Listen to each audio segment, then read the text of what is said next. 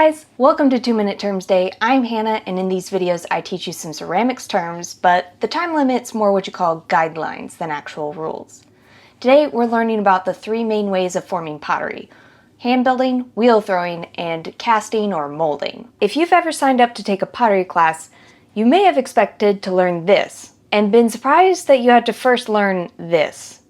Or maybe when I talk about pottery, all you picture is that scene from Ghost that's been memed 1,000 times. Well, this and this are both wheel throwing, and I think that's what most of us picture when we think about making pottery. And there are probably a number of reasons for that, but even before the internet was full of videos of people throwing on the wheel, the pots and potters that I learned about in classes and saw in museums, they all looked wheel thrown. So for a long time, I just kind of assumed that that's what the professionals do. That's how the really good pots are made. So let's define wheel throwing, and then I'll tell you a secret. Wheel thrown pots are made by shaping the clay as it rotates on a flat horizontal disc called a wheel head. Now, if you take a class today, you'll probably learn how to throw on an electric wheel, but potters have been throwing on the wheel since long before the invention of electricity. These manual wheels might be rotated by hand, but more commonly you might see a kick wheel, which is rotated by kicking a secondary wheel that's closer to the floor and that is attached to the wheel head and keeps it rotating. These wheels rely on the heavy weight of the wheel and momentum to keep the wheel spinning. A potter could kick the wheel at the same time as they're throwing, but I've noticed that most potters kick the wheel to get it up to speed and then throw on the momentum, pausing throwing to get the wheel back up to speed if needed. Wheel-thrown pots are characterized by being circularly symmetrical. Because you're forming the pot by working on the clay as it spins under your hands, you have to learn to work in a way that maintains balance and keeps that uniform shape. Otherwise, you'll probably lose control and end up making a fail video instead of a finished pot. But that symmetry is a characteristic, not a rule. A pot could be modified, say adding a handle to a mug, pulling a spout on a pitcher, or any other number of modifications. But now let me share the first of two secrets with you. And this one really isn't a secret because people are trying to keep it a secret. It's more like a mystery lost to time and changes in language. Who out there watching this video thought it was called wheel throwing because you had to throw the clay on the wheel head to start centering it and throwing on the wheel? I'm right there with you. In fact, I believed it so hard that I thought you weren't really a potter unless you threw that clay on the wheel and centered it from there. Now I'm older and wiser, and I know that that's just not true. Throwing the clay down is really more of a party trick.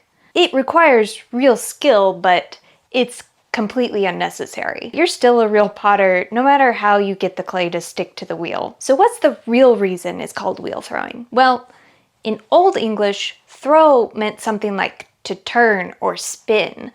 And so if we translated wheel throwing to more modern English, it would be something like wheel turning or wheel spinning. That makes a lot of sense, doesn't it? And now for the second secret. Some pottery that looks wheel thrown is actually hand built.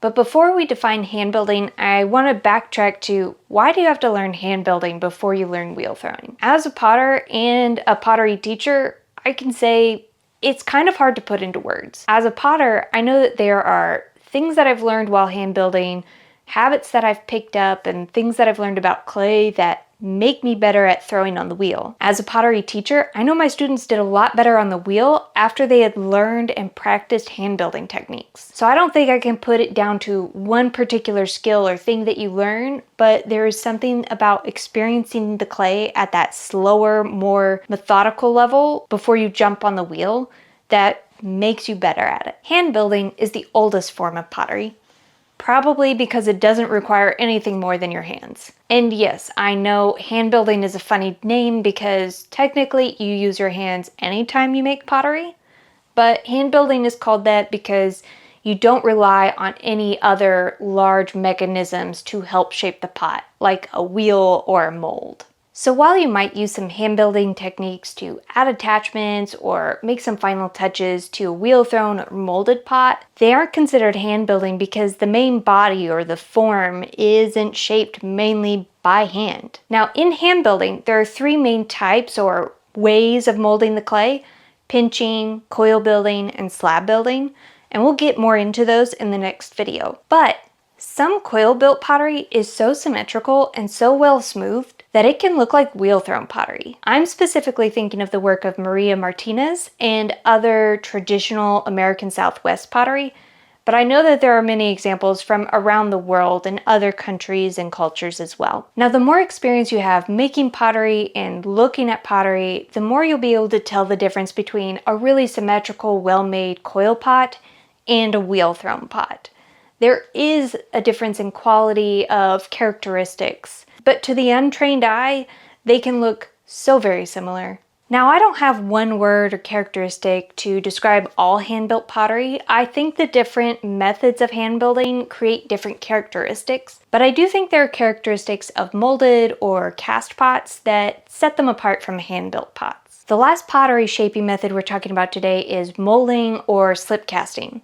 Now, I have to be careful here because there are so many different types of molds, and slip casting really deserves its own definition, but there's so much to talk about there that it really deserves to be its own video, so look forward to that. But if we keep it simple, whether you're pressing soft clay into something like a sprig or a slump mold, or pouring slip into a plaster casting mold, you are using a mold to form the basic shape of the pot. The fact that the pot is mostly shaped by a mold is what brings molding and casting together in our final pottery forming method. Once the clay is dried enough to hold its shape, it needs to be removed from the mold before it's too dry. Because clay shrinks as it dries, leaving it in the mold too long can cause it to crack or damage it. Plus, most molded pots need some final touches and finishing work before they're fully dry. Using a mold is a great way to make multiple identical copies of the same thing.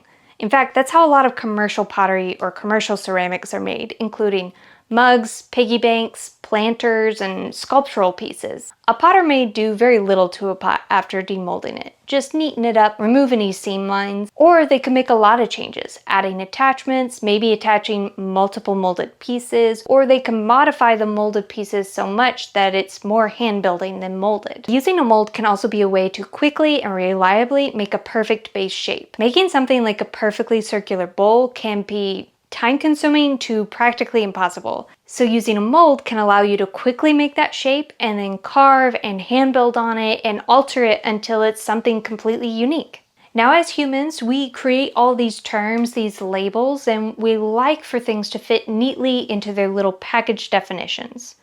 And there's nothing wrong with that. We need terms and shared definitions so that we can communicate and understand each other. But as with any creative field, there are going to be exceptions. It's possible that you've seen pots that don't fit neatly into just one of these categories. For example, you might have seen a potter who throws pots and then cuts and modifies them so much that it's basically hand building with wheel-thrown pieces. So remember, pottery terms don't define what's possible or correct, they just help us communicate what we're seeing. That's it for today. Next time we'll learn more about the three main types of hand building. Let me know in the comments if there's something we touched on today that you'd like to learn more about in another video, and I'll see you next time.